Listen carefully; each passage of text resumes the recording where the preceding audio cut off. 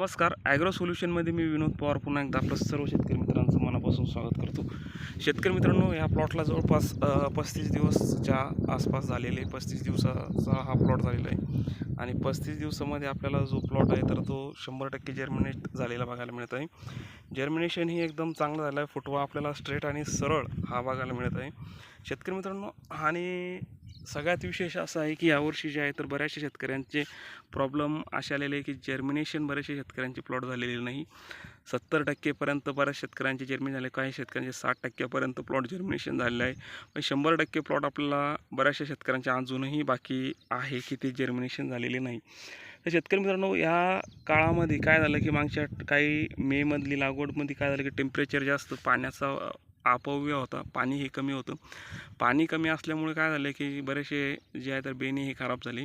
Mostly जे बेणे खराब झाले ते प्लांट हार्मोनचे जे वापरलेले बेणे होते तर ते सगळ्यात जास्त खराब झाले. त्याचं कारण एक असं आहे की मी आपल्याला दाखवू इच्छितो की बऱ्याच वेळेस इथे काय झालं होतं, वरतून पाणी आल्यामुळे थोडंसं इथं जे आहे तर माती उघडी पडली. त्यांनी हे बेणं मी माती ॲड केलं होतं आणि याच्यामध्ये काहीतरी 2-3 खडे जे आहे तर असे उघडे पडले होते. शेतकरी मित्रांनो, जर्मिनेशन का नाही झालं आणि पीजार वाले जे आहे तर म्हणजे पीजार आपण ज्याला म्हणतो प्लांट हार्मोन वापरलेले बेणे जास्त खराब झाली. आता हा खडा बघा तुम्ही, हा जर्मिनेशन आलेला खाली मुळा आहे आणि याला फुटवावरती आलेला आहे, तर आपण याला काढू शकत नाही. शेतकरी मित्रांनो, हा जो फुटवा आहे तर आपल्याला हा खडा जो आहे तर एकदम टणक आणि एकदम स्ट्रॉंग दिसतोय आणि एकदम जाड दिसतोय. आणि त्याचबरोबर याच्यामध्ये काय आहे की बऱ्याच वेळेस आता हे बघा की याला कुठेही तुम्हाला लांब कांडी वगैरे यासारखं बेन आपल्याला दिसणार नाही. एकदम नॅचरल बेन आपल्याला बघायला मिळतं.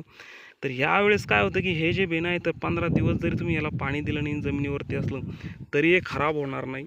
आणि जेव्हा पाणी पडेल त्यावेळेस पुन्हा हे बेनं याला फुटवा, मुळी निघेल आणि मुळी निघून याला फुटवा निघेल. तर त्यामुळे हा बेनं डॅमेज होण्याचे कारण नाही. कारण की याच्यामध्ये जे आहे तर आपण 50 ते 55 दिवसापर्यंत, 55 ते 60 दिवसापर्यंत याला सुकवून ठेवलं होतं समजा आडी, आणि त्यानंतर आपण याची लागवड केली. तर त्यावेळेस हा सुकून हा खडा असा होता, इतका जाड समजा. त्यानंतर सुकल्याच्या नंतर आणि याच्यातलं पाण्याची मात्रा कमी होऊन हा असा होता. आणि आजच्या कंडिशनला लागवड करून आपल्याला 35 दिवस झाले, तर आजच्या कंडिशनला हा असा आहे आणि याचा फुटवा आपल्याला असा बघायला मिळतो. तर शेतकरी मित्रांनो, याचं कारण काय आहे की हा जो आहे तर नॅचरल ग्रो केलेला आला आहे आणि यामुळं काय होतं की ह्या आल्याला लवकर सड आणि त्यानंतर कंदकूज आणि त्यानंतर बॉईल होणे यासारखे जे आजार आहेत तर ते आपल्याला एकदम कमी बघायला मिळतात. आणि याच का पार्श्वभूमीवर की हे आले जे आहेत तर 100% उतरून येतात आणि 100% आपल्या उत्पादनामध्ये जे आहे तर कमी खर्चामध्ये हे आलं ग्रोथ हे जास्त होतं. आता इथून पुढे बरेचसे शेतकरी काय करताय की जर्मिनेशन प्लॉट झाला नाही म्हणून बरेचसे प्रोडक्ट हे वापरता येतात जर्मिनेशनसाठी. आता शेतकरी मित्रांनो, वापरणं फार म्हणजे आता जर्मिनेशनसाठी आपण जे बरेच शेतकऱ्यांचं काय झालं की प्लॉट उगवून आणायचा.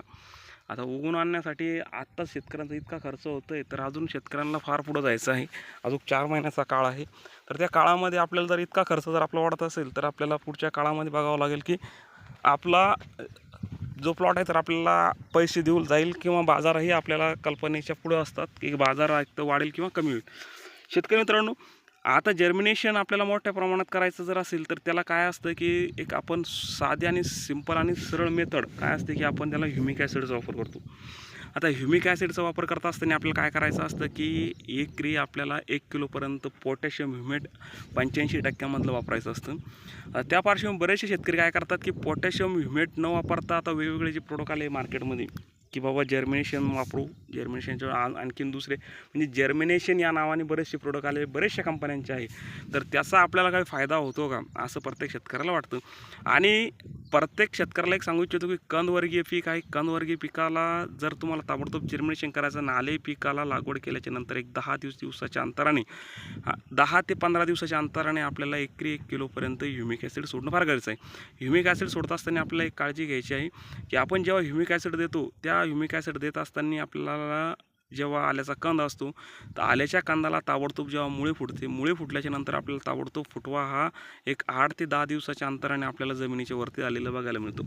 आता याच्या व्यतिरिक्त आणखीन बरेचसे शेतकरी वेगवेगळे प्रोडक्टच्या मागं लागून आल्याचा पूर्ण सत्यानाश करून घेत आहे. आता सुरुवातीच्या काळामधले बरेचसे आले खराब झाले लागवडीचे ना, आत्ता मध्यंतरीचे या काळामध्ये बऱ्याच शेतकऱ्यांचे जर्मिनेशनचे प्रॉब्लेमही खूप आले. तर त्या पार्श्वभूमीवर शेतकरी मित्रांनो एक सांगू इच्छितो, कुठल्याही याच्या नादी लागू नका. जे आपलं रेग्युलर शेड्यूल चालतं किंवा रेग्युलर आणि जे रेग्युलर आपलं आलं आहे किंवा बेणं आहे, तर हे बघा पाणी वाहिल्यामुळे हे बेणं उघडं पडलेलं आहे. हे बघा तुम्ही बघू शकता. ही मेची लागण आहे शेतकरी मित्रांनो. मेच्या लागण असून सुद्धा कंद हा कसा आहे, हे कंदवर्गीय पीक आहे. हा कंद जेव्हा निरोगी राहील तेव्हा आपलं पीक हे निरोगी राहील सगळ्यात मुख्य. आणि बऱ्याचशा वेळेस मी याला माती मारली होती ट्रेलरचा, आणि माझा व्हिडिओही अपलोड होता. तर ते ट्रेलरच्या साहाय्याने माती मारली होती. मातीही मी बऱ्यापैकी एकदम लॉड माती टाकली होती. 4 इंचाच्या वरती माती मी टाकली होती. तरीही आल्याचा प्लॉट हा अगदी उत्तम असा जर्मिनेट झालेला आहे, कुठलाही नवा रुपया खर्च न करता. शेतकरी मित्रांनो, व्हिडिओ आवडल्यास लाईक शेअर सबस्क्राईब नक्की करावं. धन्यवाद. नवीन शेतकऱ्यांनी सबस्क्राईब करून घ्यावं. अधूनमधून आपल्या यूट्यूब चॅनलवरती हे व्हिडिओ येत जाईल.